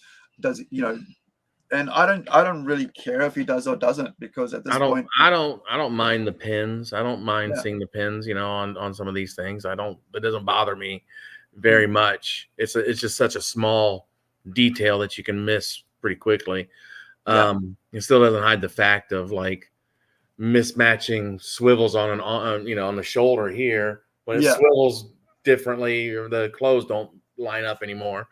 That's not gotten fixed yet. So who am I to complain about pins in the joints? Yeah. So the cool thing about this is a lot of them don't sometimes don't stand pretty well. Actually, this is still not going to be able to see it. Hold on, let me see. But this one actually stands pretty good without I think it's just my table here, but it was standing really well on without the stand. However, I like to have them stand because if it gets somebody next door knocks whatever the road, this big truck goes and shakes, things start falling down every now and then. It's like another one, but I do like there you go. I do like having to stand with them, but this is such a cool figure, man. Like, I mean, this is so cool. Like, I just think this is, so good. Like, it's one of probably my favorite ones right now from McFarlane with the detail. That face looks so good. That's pretty cool. That's awesome. Yeah. So this is the White Knight, right? So this is the same one. Oh no, that's the White Knight's a different one. This is like so was it due to like heavy top heavy body? Because I remember like somebody was telling me that when we had the Superman one from the animated series, right? Because the upper part is so heavy in the design work that from Tim, was it Tim? What was his name that designed these? But the body's so heavy that like it bends over on the legs. right? So the legs are too loose. It just, I mean, the knees are too loose. It just bends over. And I've had that happen quite a lot. So he was saying, Steve was saying like it's the small feet. Yeah. So I guess, how do they get the small feet on the, on that one? I'm like, it's just, I mean, did they they must have recreated the whole thing. One of the big things, I'm huge about standing my figures up. I'll if I can show you, I'll show you what I just did with Marion and Indiana Jones. I'll try to prop them up where you can see them. But I'm trying to recreate them running, and it's very important to make sure that Indiana Jones is holding her hand because they're running. Let's see, lower my. You can see them that they're, and the biggest problem I find is just standing up is this part right here. Right. A lot of the feet on Marvel Legends are, because there's it's kind of like there's indentations in here so when you bend it up and bend it back down, it clicks into place. And a lot of them are where like they're not quite where they need to be flat. Right. So they're either too far up or too far down to be flat. So you have to manipulate them in a way to make it where they stand properly. So I've become kind of an expert on doing with as many figures as I've got in my collection. It takes me just a couple minutes to do it. And, this is another endorsement for the Indiana Jones line. If you like to set them up without figure stands, they're easy to set up. All of these were standing up on my shelf in my personal collection, pretty much just like this, doing different things. So, but yeah, that's the biggest thing. And then, and you'll see that this is actually pinless as well. This is a pinless figure, but the joints right here become very loose sometimes. The knee joint. So what happens is he falls backwards on the joint or whatever, and he becomes super loose, and you lose him. So that's my experience on it. Yeah. So you're talking about this, right? Like, yeah. Oops. Yeah, there we go. So you're talking about like the whole bending over and stuff like that. Exactly. And so it doesn't lie flat. So and that's what I mean. And I got to put this on a stand because it has to be on a stand, otherwise it won't be flat. Exactly. And won't it's kind of sad because you got to like pose them right and stuff like this way. It stands when it's posed that way because the weight's centered. And but yeah, I mean, I can't understand how the McFarlane toy would have small feet. I can understand like having this situation here because it's based off an anime, but that one would be and you have to you have to take you lose things on design, certain ways of designing. You lose things. I understand that. If I had that Batman figure, the animated figure, I would understand that on the design part of things, it's going to be hard to stand him up. So I would, if I'm displaying him somewhere, I'm gonna deal with that.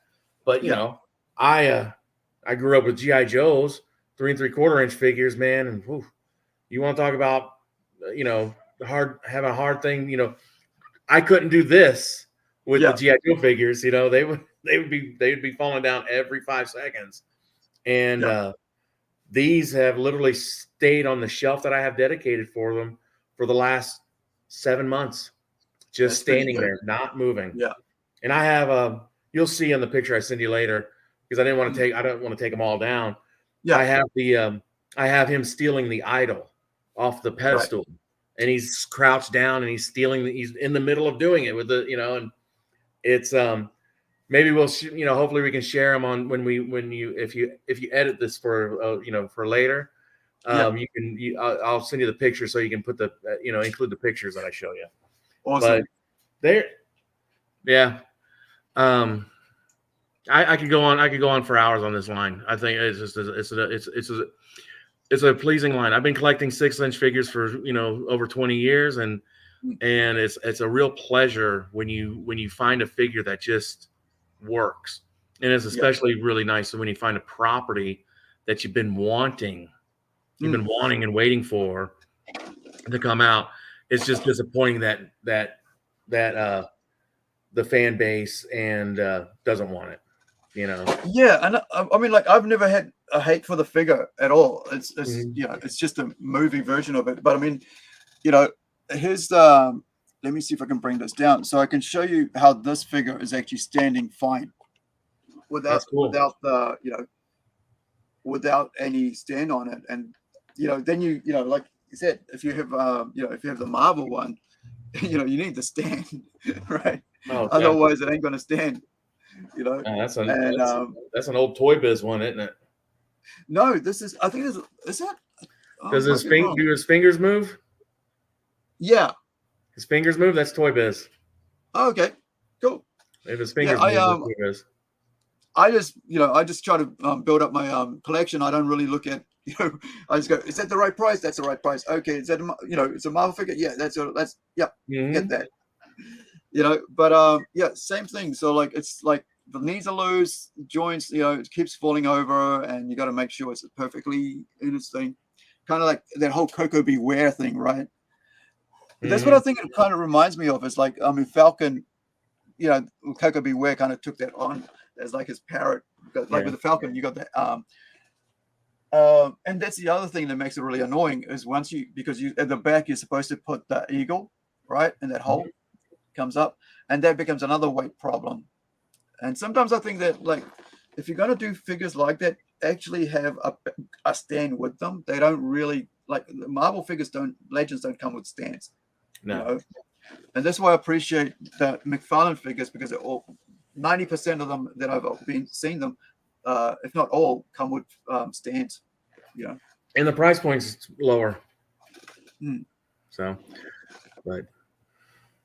All right, I think that's got us covered for today. We'll be back in 2 weeks, guys. We're going to be doing this every second Saturday for New Zealand, every second Saturday for the rest of the world. Every second Friday for the United States. Yeah. We're always in the future here in New Zealand. So thank you for joining us. Thank you, Stu. And we're going to put an ad on the way out, but thank you for everybody. Thank you for hanging out. And please, if you're first time here, like, subscribe. We really appreciate it. And do check out, let me just bring up Stu's Facebook page so you guys can check out where he's at.